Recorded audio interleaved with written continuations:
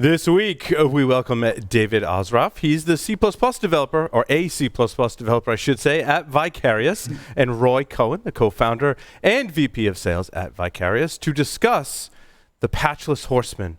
That's right, patching without patching. In our second segment, we welcome back Sumedh Thakar, President and Chief Product Officer at Qualys, to talk about building security into the DevOps lifecycle. In the security news, Cisco patches a critical vulnerability in Jabber for Windows. I'm calling this one a cross-site scripting remote code execution. Stay tuned for that. Expert found multiple issues in MoFi routers. Team TNT gains full remote takeover of cloud instances using an off-the-shelf management tool. A Bluetooth bug opens devices to man-in-the-middle attacks, and a former NSA chief, General Keith Alexander, is now on Amazon's board. And the legality of security and research is being decided in the U.S. Supreme Court. All that and more on this episode of Paul's Security Weekly. This is Security Weekly, for security professionals, by security professionals. Broadcasting live from G-Unit Studios in Rhode Island, it's the show where exploits run wild, packets aren't the only things getting sniffed, and the cocktails flow steady. It's Paul's Security Weekly. Hackers attack systems that are not patched. You need protection, but virtual patching isn't working. That's why you go patchless. Topia analyzes, prioritizes, and remediates vulnerabilities before they're exploited. Even the 0 days, all from one interface. Security gets better memory defense to complement endpoint strategy while improving overall vulnerability management and compliance. Adopt a hacker's mindset, eliminate vulnerability. Get your 30-day free trial at securityweekly.com/vicarious. Are you an enterprise dissatisfied with overpriced analytics software that can't keep up with modern data? If so, then GravWell is the solution for you. GravWell is an unstructured data analytics platform for enterprises who demand total data visibility across their network. GravWell lets your security team go beyond the SIM and fuse data sources to correlate and answer questions you didn't know needed to be asked. Go to gravwell.io/securityweekly for an unlimited data trial and gain uncompromising visibility today. Elastic Security empowers security teams everywhere to prevent, detect, and respond to threats quickly through a unified solution. And it's free and open, putting you in control. Use Elastic Security to eliminate blind spots by analyzing all of your data, no matter its volume, format, or age. Stop threats at scale with automated threat and anomaly detection. And arm every analyst with fast search and integrated case management. Download or try Elastic SIM for free and experience the benefits of an open security solution backed by world-class security research at securityweekly.com/elastic. And welcome to the show. But first, let me introduce you to a man who likes his sexual partners like he likes his coffee. Big and cold. Mr. Possidori. Welcome, everyone. It's episode number 666, believe it or not. I guess this is going to be one hell of an episode. I guess. Nice. I'm just full of the dad jokes. It is being recorded on September 10th, 2020, right here in G-Unit Studios in Rhode Island, where we welcome Mr. Larry Pesce. In studio for the first time in a long time. It's good to see you, my friend. It's like 7 months, right? 7 months, something like that. Yeah, it's been interesting. It's good to be back for at least 3 weeks. Nice to have you back. Yep, we're gonna take it week by week, and yeah, it's good stuff. On the lines remotely, Mr. Tyler Robinson is here with us. Tyler, welcome. Thank you very much. Glad I made it. Mr. Jeff Mann is here with us as well. Jeff, welcome. What you should have said, Paul, is this will be a beastly episode. Right. And Larry, I'm extremely jealous that you're in studio. Yeah, Yes. I was commenting earlier that it's like the first time I've actually interacted with humans in months, so it's been interesting. Aside from my family, that is. Right. Nice. We're waiting on Joff. I think he's joining at 7. Okay. There's no other hosts on there that I can't see, right? Tyler? Yeah, I got Tyler and Jeff. Did? Okay. You got Tyler. Excellent. Let's see. A quick announcement. Join the Security Weekly mailing list. And our Discord channel, and subscribe to all of our shows by visiting securityweekly.com/subscribe. Click the join button to join that list, and visit securityweekly.com/guests. If you've got a suggestion for the show, for a topic or guest, you can use the form at securityweekly.com/guests, and we will review those and hopefully get people on the show that you requested. David Asraf is a graduate of an elite technology unit in the Israeli army and holds a BSc in computer science. He has worked in various security roles and was a lead developer at Checkpoint and is currently a C++ developer at Vicarious, leading multiple research projects. David, welcome to the show. Hey, Paul. Nice to be here. Yes, nice to have you, David. Roy Cohen is, of course, a cybersecurity expert with over 15 years of experience. It's not his first time on the show. He's been on a few times. So, Roy, it's nice to have you back. Likewise. Thanks, Paul. Thanks for having me. And for those that want to learn more about Vicarious, visit securityweekly.com/Vicarious, especially if you're tuning into this segment and you really hate applying patches, because none of us have ever been burned by applying a patch that caused something bad to happen. Right? No, everything just goes swimmingly. Absolutely. Every time. Every time. And patches are available for everything all the time, right? Yeah.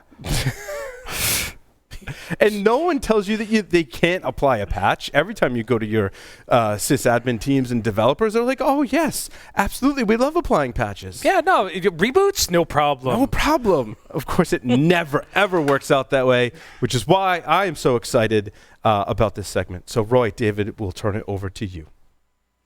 Yeah, I think you kind of brought into the spotlight kind of the main challenge we're having here. Patches are kind of a mess. Yeah, it comes every other day. There are so many vulnerabilities, like we said in the former session. It's chaotic. There are so many of them. Patching windows are not sufficient. It becomes more and more complex. And there is a need in the market, a growing need. We see also like frustration we're getting from clients that even automation of patches is not necessarily going to solve all of their challenges. We see always advancement on how you deploy patches and how you evaluate them, but there is a new category which is being evolved, which is kind of how you can secure an application without actually applying a patch. You know what I'm saying? Yeah, and now, Roy, and I think the other benefit there, having worked for a vulnerability management company, I saw all the different use cases where they'd come back to me with questions about scan results and go, well, I patched that. Why is it still showing that it's vulnerable? And they're like, it must be lying. I'm like, no, it's not lying. It's telling the truth, because there's like a whole host of other situations, right? Like the system didn't reboot, or there's two different versions of the software, or the patch just didn't apply for whatever reason. And in your management software, it told you that it did apply, but it really didn't. And I mean, like, I could go on. Those are the three most popular, right?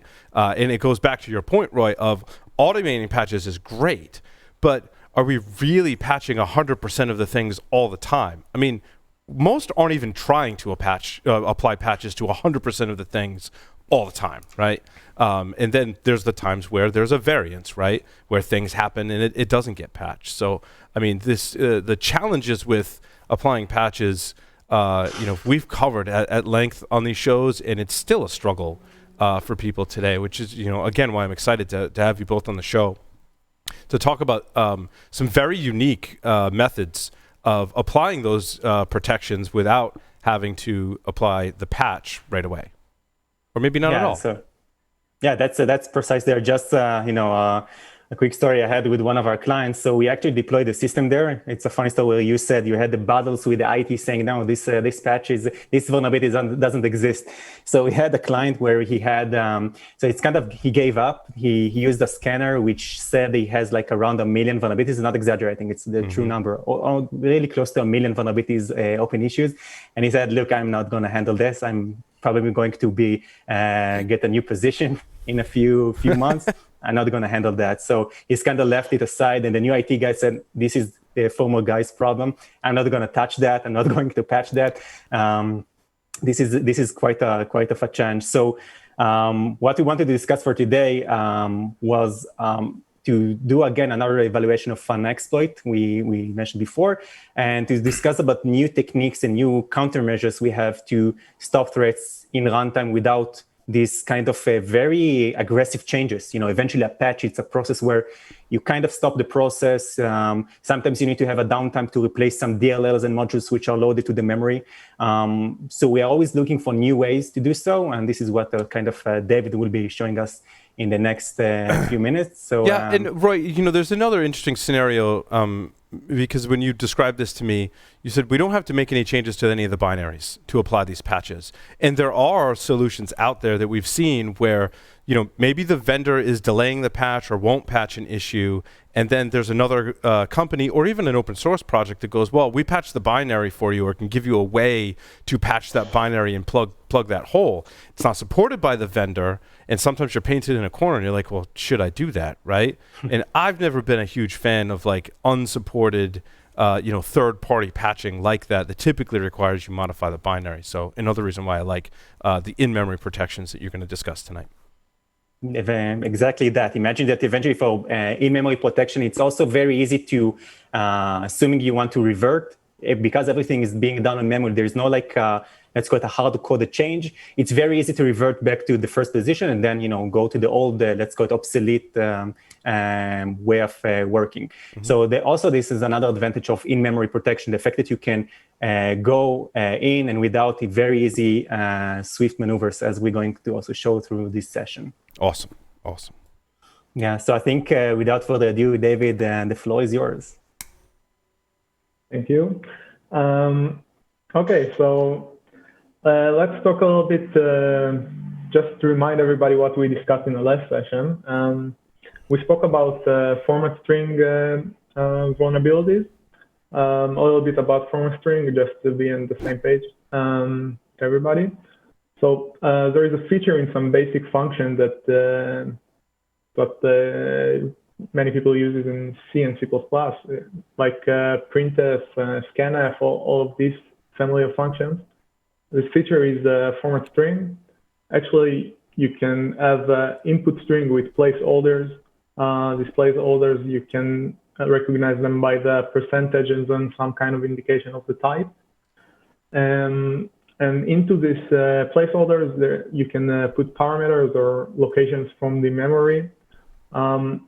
A format string vulnerability is when an attacker can control the format string itself, because when an attacker can change that string, he can get access to memory location that he's not supposed to get access to, and it can both read and write from restricted locations in the memory. So we don't want the attacker to control our format strings.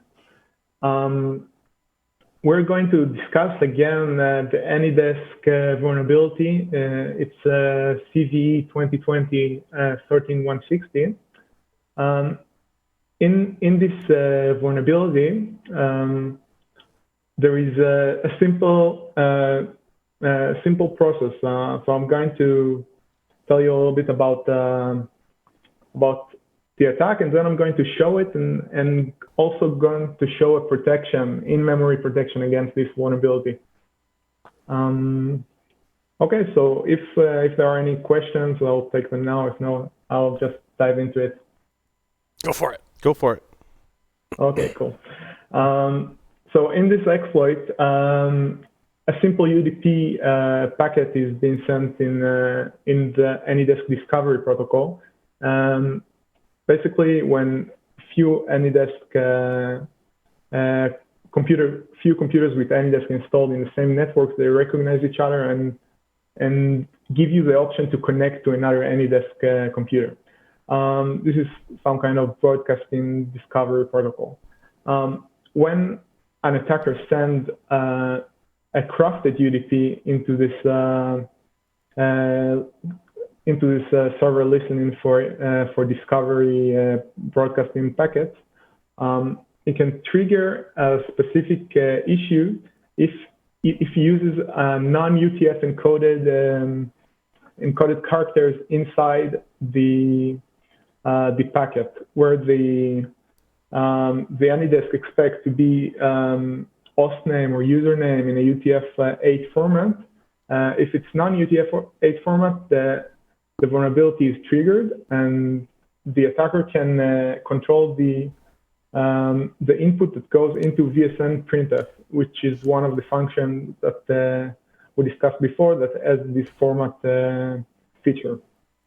When it does that, it can change the global offset table. We're going to get into the global offset table in details in the demonstration, and from then on, it's easy to get remote code execution on the machine. We're gonna show that right now. Okay, so let me share my screen and we'll just see it. Okay, can you see my screen all right? Yes. Yeah. Affirmative. So I'm going to show you the exploit itself, and we're going to open sniffer, Wireshark sniffer, to see the traffic on the 50,001 port, the discovery port. So let's open Wireshark in the background.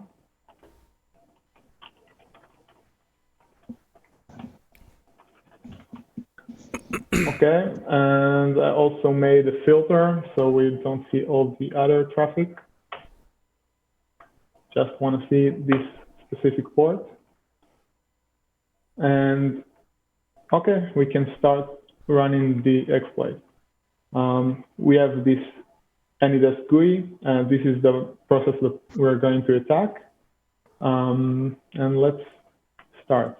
We're gonna open the Metasploit console, and it's an easy tool to show exploit in Kali Linux. I'm just gonna load for 1 minute. Okay. And I'm choosing the exploit. As we said, it's the specific CV 13160 in 2020. And I'm choosing some options that regarding to the version of Ubuntu that I'm going to attack. And let's check what is my IP. And we also set in that. Okay, so now we are going to activate the exploit. And just a second. Okay, so let's open a shell, and we can actually run commands inside the attacked computer. Yay, hooray for Shell. I get excited no matter how many times I see it. I get excited. Yeah, that was easy, right? Really straightforward. Let's take a look on the Wireshark. Oh yeah, so we see here a little bit of traffic on the port that I said before, the 50,001 port. And we can't really analyze the packets here, but we can see some clues for the exploit. If we look, we see the percentage in a few points, and it's actually an indication to the format string vulnerability. %1, it's been used within the vulnerability. In this area, there is the shellcode itself. We can't really analyze the assembler code here, but still cool to see it. Okay, so now I'm going to show the same exploit, but I'm going to stop in the middle of it and show the specific things that the attacker does in the process, in the memory. Let's just restart everything and get our environment back to the beginning. I'm going to kill all the AnyDesk processes and restart the services. As you can see, I lost the connection because I killed the process. Oh. Okay. Reset it. And let's reopen the AnyDesk GUI because we need to attack it again. Okay.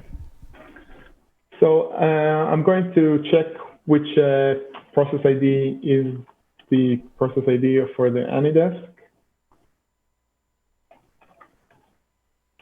And it's a little bit too big for us to see. Okay, this is the process that we are going to attack here. And I'm going to use a cool tool named Frida Trace. It's part of the Frida project. If you heard about it, it's a cool library with many options. I'll security researchers, help people who like to mess around with the memory of an application. You should try it out. I'm going to, okay, I'm not going to kill Frida. I'm going to, just a second.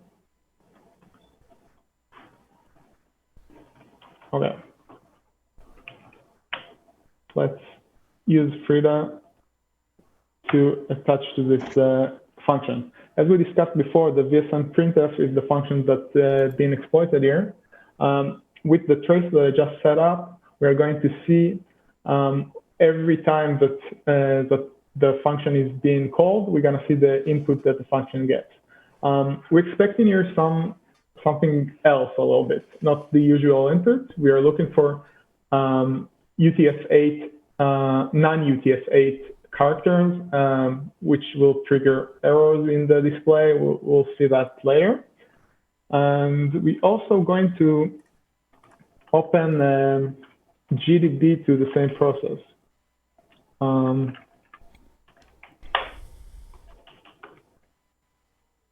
Okay. Now, we discussed before the global offset table. We just mentioned it. Let's take a look at the global offset table. The global offset table is actually a mechanism that helps binary to use functions that are not located within the binary. Every time that I'm using a function that is in an external library, shared object library in Linux mainly, I'm going to use the global offset table to point to the specific location in the memory that the function resides in. When the application needs a specific function, in this case X3GC, for example, it asks from the operation system. It asks it, where exactly this function is located, and the answer that the operation system gives back is going to be stored in this location in the global offset table. The next time that I'm going to need the same function, I'm just going to the global offset table and taking the value from there. If we're going to look at the global offset table and break the time function, we're going to see that the location in the memory is this location, and this is the entry for the time function. I'm going to add a watch point for the time function, and continue the run here. The reason that I added the watch point here in the time function is because the attacker in this specific exploit is changing the global offset table and changing the time entry to point to the shellcode that he entered before. The reason why it's doing it specifically to the time function is because the researcher who found this vulnerability just analyzed the binary and found that the next function that's being called after the VSM printf, the problematic one, is the time function. So if we're checking, if we're running the exploit now, we're supposed to stop exactly at the point of change. So let's rerun the exploit and take a look at the thing that we found. Okay, a little bit messy. Let's look at the Frida before we go to the global offset table.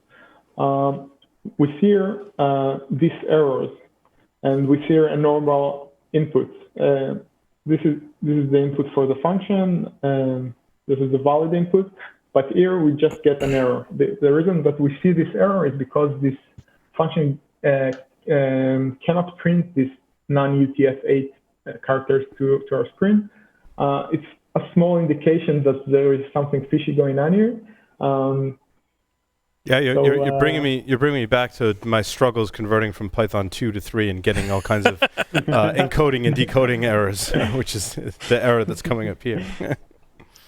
Yeah, usually when we see that, we're not very happy, but in this case, it's actually something good that we're seeing these errors. It means the exploit actually is working and Right. we are on the trail.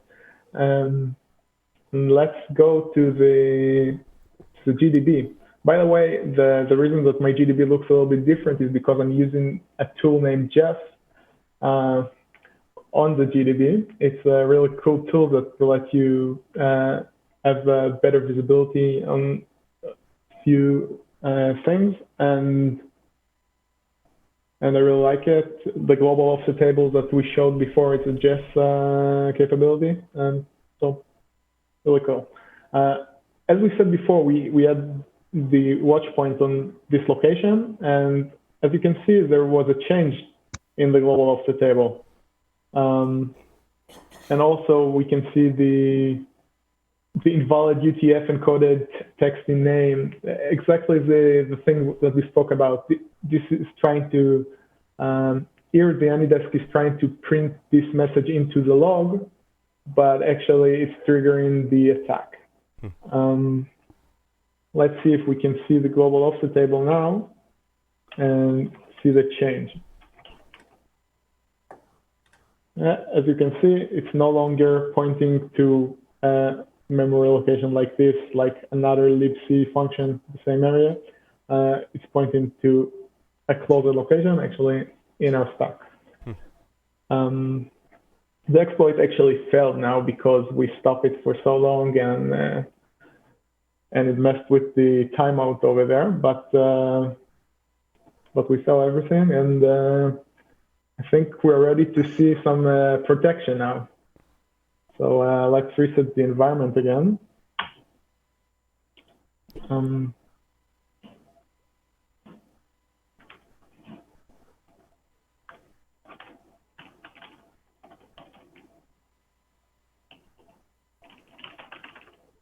Okay, I'm going to, again, kill all the processes of AnyDesk. And I'm going to restart the AnyDesk service and reopen the GUI.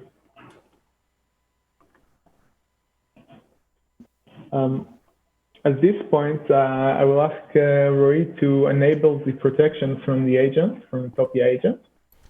Yeah, so of course I will show it afterwards, but basically what I'm doing now is choosing the AnyDesk application over the dashboard, as we're going to see in a few minutes. Applying protection policy for David's machine. We see here Ubuntu AnyDesk. And then what happens is basically that a command is being sent from the server side to the client side to define, okay, this is the policy and these are the binaries you need to protect in memory. As we said, it is in-memory protection. And whenever we see the pieces of vulnerable code that we found in the pre-processing stage, then we're going to security in runtime. So it takes a few seconds to get approved. And I think that we're ready to go, David. Okay, so let's try to run the exploit again. This time we don't have any watch points or anything to stop it, just the protection. Let's wait for it. Oh, you spoiled all the attackers' fun. That's our job. And exactly, exploit complete, but no session, no shell, nothing to be done here. Okay, so this was the demonstration. I will stop the share now, and let's talk a little bit about this attack, about the similar attacks. I'm really trying to ask more of a theoretical question. What can be done in this kind of situations? Do you have any suggestions? I mean, aren't there already operating system protections? I would think that protect the global offset table from being manipulated in that way, or that doesn't. That's not a operating system level thing. Yeah, exactly. There are options that can stop this kind of modification to the global offset table. I want to. Okay, so let's just talk about it. If the AnyDesk vendor for this version, I believe in later versions they fixed that. That's version 5.5.2. If during compilation they would have enabled the railroad option, it changes the whole way that the global off the table is being populated. Instead of every time that we need something, we are asking for it and then receiving the memory location for the function. At the beginning of the application, we're asking for everything that we need. Yeah. We get all the locations in the memory, and from that moment on, we are locking the global off the table for changes. And that's a GCC compiler option. Which one is that, David? It's the railroad option. You can enable it in most compilers and just avoid these changes to the global off the table, or more accurately, make it so much harder to change. Right. Yeah, make it less dynamic. Yeah. So the vendor actually can do. I feel like I should say that the one thing that the vendor can do other than use all the security options during the compilation is talk about this. And I feel like sometimes the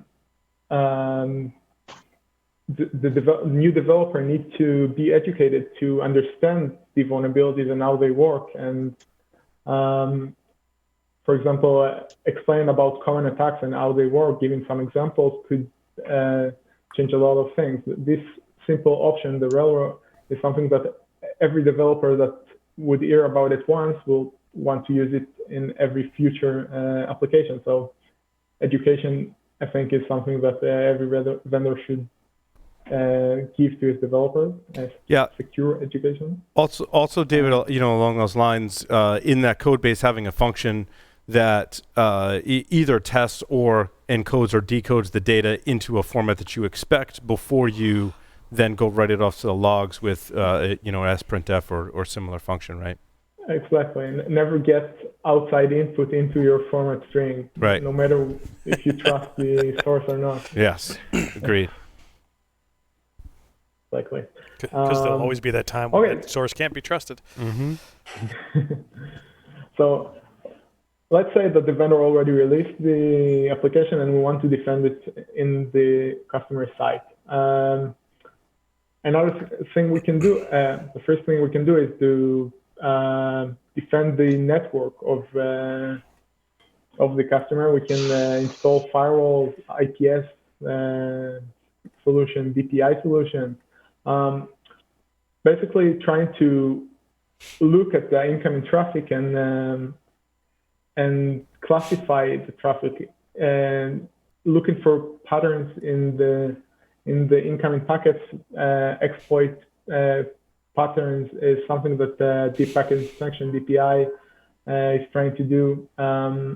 All these network components are really important, but I think that it will help to prevent many attacks. But this kind of attack that is using unique protocol to AnyDesk is not something that a security vendor, unless you spend time and researched the AnyDesk protocol, reverse engineered it, and understood what kind of input is valid and what kind of input isn't, a network solution most probably wouldn't work in that case. But it's still important to put that. Are there protections?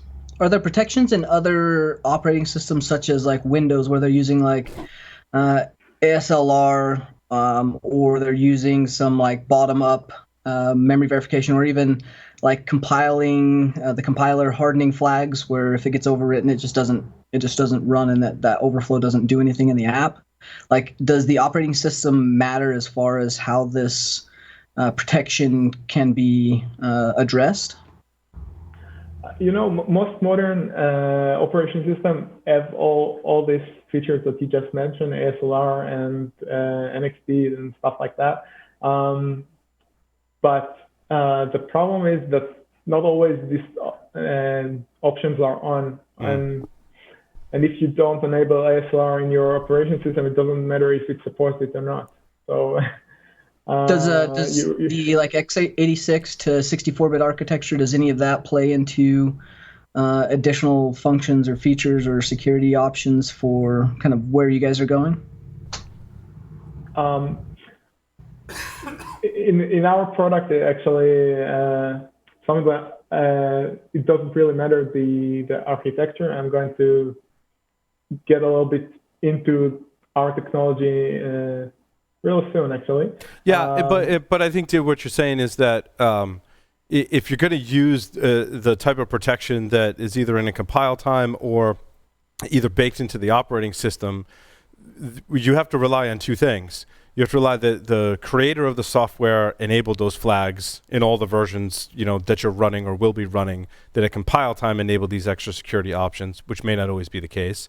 And two, you have to rely on an operating system feature that it's enabled, hasn't been disabled in some capacity, right? So you're relying on really two external components to make sure someone can't exploit a vulnerability on your system, which is a little risky. So what, Paul? It's actually pretty easy to check a binary that you get and see if all the compilation options were compiled into it. And as a customer, I think you can demand that things like this would be done to the software. It's nothing really hard for the vendor to do. And I think that the more people would be aware of these options, the more easy it will be to put pressure on the vendors and just change that. Not releasing the software without simple compilation option is, I think, something that should be done and should be the only way that the vendor releases anything. Right. I mean, and we all run open source software, right? And then it's up to the people who run the open source project to make sure that's there. And then they're going to release a build where they had to take that out because it caused some kind of problem, right? And now you're exposed to that vulnerability. And that's even if you don't have an easy way to get around a lot of those protections, right? Like you can bypass ASLR, you can bypass the memory locations, you can find pointer leaks that are available. So we have a story this week, actually. Still do it. We have a research paper that's using Spectre-like vulnerabilities to bypass ASLR. So, ASLR is not perfect. That's true. But if you are using ASLR in your system, you're not the best of targets for an attacker. If you're trying to attack someone randomly, try to make yourself as protected as possible. That's my way of thinking.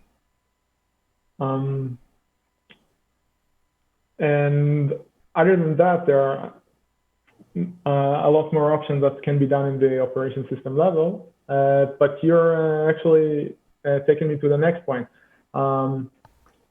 what we call in-memory protection or patch injection. So if there is a vulnerability, non-vulnerability, we can create a patch in the traditional way and release new binaries and do that. And we can do the same thing with in-memory patching. We can create a patch. We can inject the patch into the vulnerable section. It also takes time to develop this kind of patch, but the deployment of this kind of patches is a lot easier. So are you injecting the patch into the running process in memory, or are you just monitoring that running process and then stopping when this particular exploit happens? In our case, in the protection you just saw, it was an injection of protection into the memory of the AnyDesk process, and the application kept on going as if nothing really happened. It just wasn't vulnerable anymore to that specific exploit. And so, are you? How does that work without giving away like the secret sauce, like at a high level? Okay, so in our case, it's something. It's more of a pet generation. So, for example, we discussed in the last session. We talked about algorithms. I wasn't there, but you talked about algorithms that are being used in our products to find specific patterns that point to possible vulnerabilities. Mm-hmm. If you take the same algorithms that can detect possible vulnerabilities, you can create similar algorithms that patch these points. So our software actually looking for with all kind of pattern recognition and binary analysis, looking for possible vulnerabilities. We take analysis of one vulnerability and try to apply it to other products. And when we have the solution for a specific pattern, we can insert this pattern, inject this patch into different kind of application that meet the same pattern. So your protections are also somewhat a little more universal, right? Like, is this protection specific to AnyDesk, or if other similar Linux software basically has a similar or the same kind of bug, you could conceivably apply that same protection? Exactly. If we see the same kind of pattern, we can put the same protection in the location of the different vulnerability. Mm-hmm.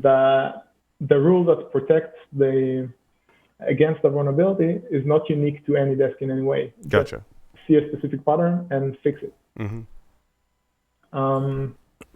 Another thing that really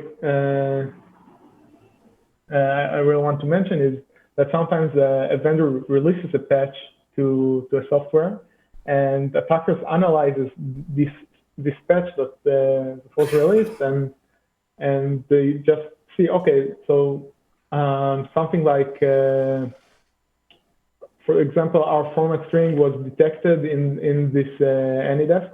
So let's try and find other places in the same software that are vulnerable in the same way. So sometimes when a vendor releases a patch, actually you can see that after a few days there is another patch and another patch to a different product of the same vendor or sometimes even in the same product, because it's easier to look for those vulnerabilities now. Well, yeah, and David, I mean, that makes sense, because if a developer didn't know about that they were introducing a format string vulnerability, in other points in the code when they write to the logs, they're going to have the same vulnerability, but the researcher just found this one instance of it.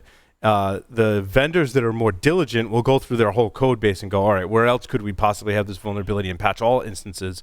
But oftentimes, sometimes that doesn't happen, I should say. I think vendors are better about that today than they were years ago, but... Yeah, so in our case, even if they don't do that, and we see the same pattern in different areas in the same product or other product of the same vendor, we can just apply the same patch. Right, it's awesome. In that sense, it's a much better patch, quite honestly, because you're not as reliant on all these other factors, right? You're not as reliant on did they fix it in all the areas of the code? Did they compile this version with the appropriate protections? Did my sysadmin and IT team or my DevOps team enable the security protections in Linux that maybe could prevent against this? Maybe on some systems that's disabled, other systems it's enabled, right? In all those other scenarios, you're kind of relying on other third parties to apply security for you. In your model, where you're like, well, if we see this type of vulnerability, we can protect it. I like that option a lot better, because I'm not relying on other people to make the right decision. Yeah, that's exactly what we do.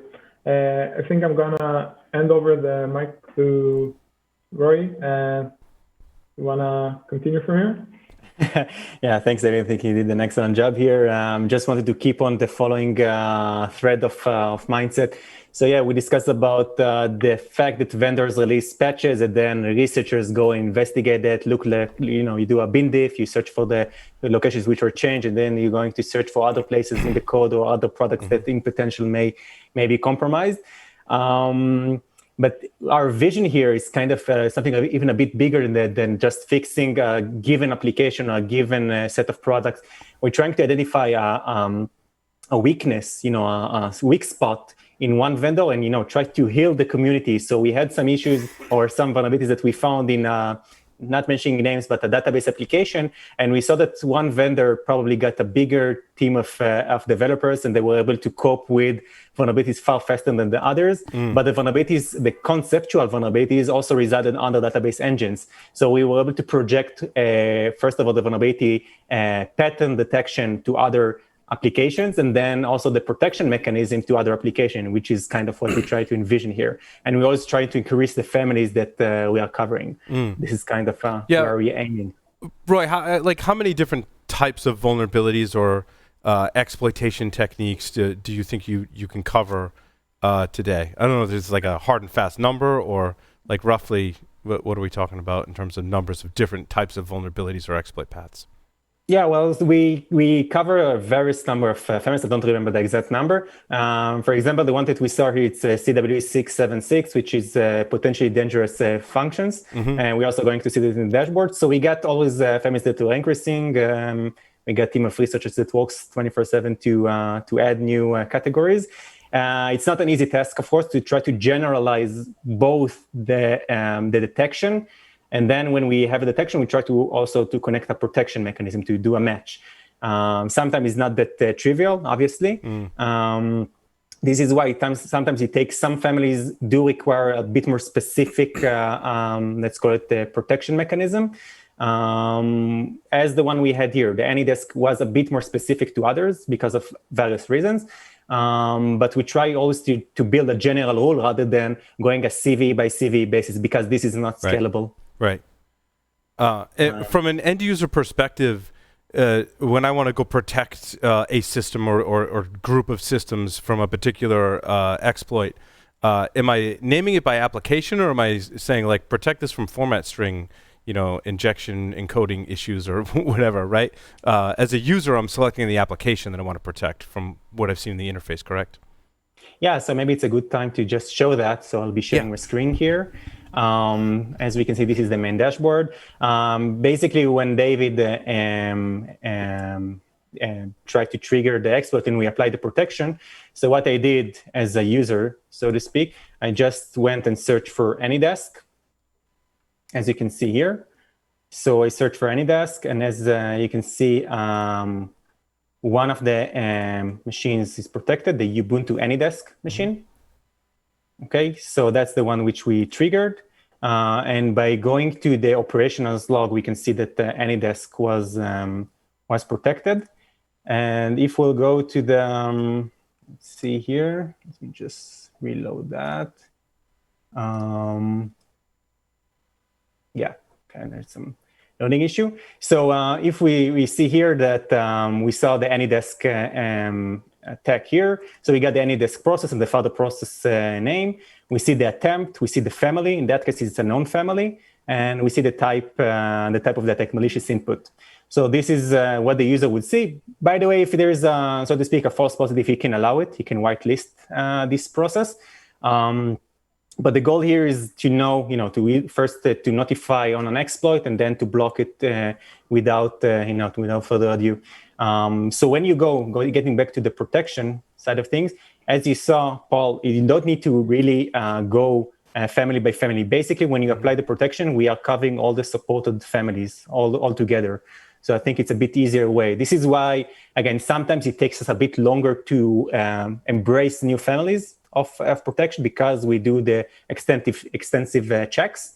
But this is has a very good trade-off in the sense of user experience, because you don't need to go vulnerability by vulnerability. And sometimes when you try to apply let's call it an alternative protection mechanism per vulnerability. It's kind of an equivalent for an actual patch. You do the testing, you do the evaluation. So when you have it as a whole, this is something we see very, very valuable. By the way, you can also see the vulnerability here that David has mentioned. And as we saw in the previous session, we also found the threats on the binary level, at least some of them and a few more.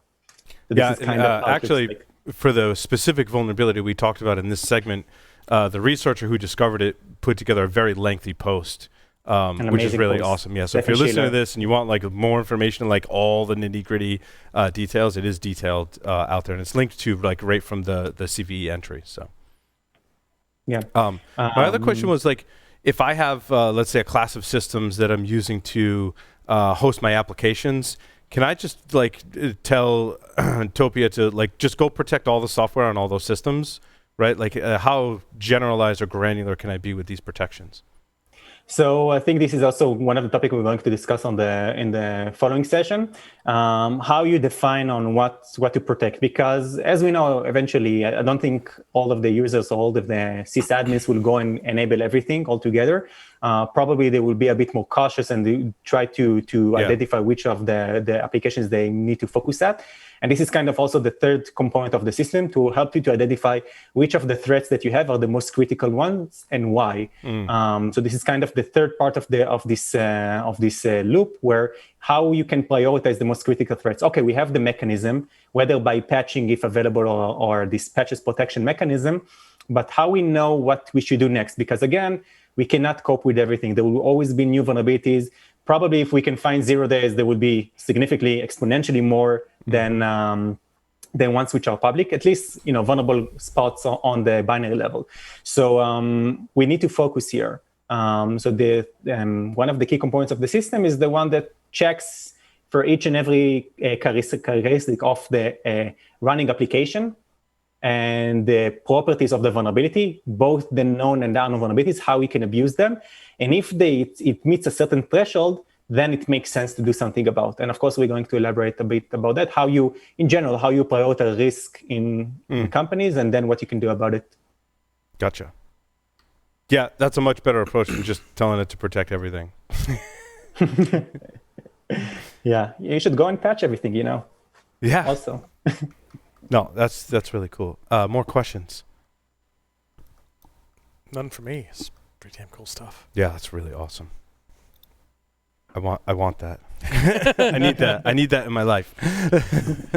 You need that in your computer, actually. Yes, very much so. Supported platforms, Roy. So we support Windows 7 and above. Of course, Windows 7 is correlated to 2008 server. As for Linux, we support CentOS, Red Hat. Now we're extending that. Hopefully Mac by the end of the month. These are the things that we're now covering. Awesome. Yeah, so you folks are very busy. Excellent.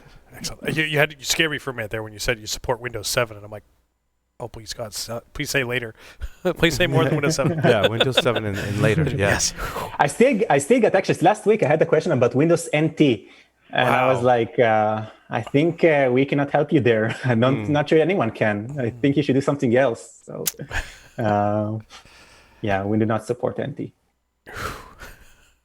But Windows 7 is officially end of life? Yes. Yeah. Yes, as of January. Right. So But I think there's the extended package or something, that right? you can buy probably, right? Yeah. But that's awesome. You have support on that too, as people are still obviously trying to move off of that. So having this level of protection on something that Microsoft's not issuing patches for is a huge win. I often get that question from enterprises as well. I've never gotten haven't recently gotten NT as a supported support for that. I get XP, like, we still have some Windows XP, like what's available for that, right? But that was a few years ago. It's called Windows 10. That's exactly. But having support for Windows 7, I think, is great, because there are many enterprises that still have the older operating systems that have no support available for them unless you want to pay for it. So that reminds I'd rather have Vicarious. It does beg the question, though, from a Windows 7 and support perspective. If Microsoft is not creating patches, not specifically looking for vulnerabilities in that operating system, who is? What exactly are you supporting on that operating system if nobody's researching for vulnerabilities? It's a great question. I will just do a brief about the formal session. So the fact that we can identify vulnerabilities, first of all, it's being generated automatically. Once we categorize a family or pattern, so to speak, then we try to project it to binaries, other binaries that may contain that specific threat within. So the fact that it's a Windows 7 doesn't really, it's more related to the protection mechanism and why there are some limitations that we cannot run on older operating system, mainly because of the kernel kind of features. But as for the detection and the protection, it's the same concept, it's the same workflow. Eventually you have an MZ file if it's a Windows machine, it's a compiled binary, or an ELF if it's a Linux, and you have the same, let's call it technique, or the set of techniques that you go and hunt for the vulnerabilities. So the fact that Microsoft, or for that matter, no other vendor supports a given application, doesn't affect the way that if we have this pattern, we have this technique to identify the set of families, even if it's obsolete and out of support, we can still find threats and also take care of that. So we don't need to have new exploits and new vulnerabilities disclosed for us to be able to identify threats within the binaries, on the binary level.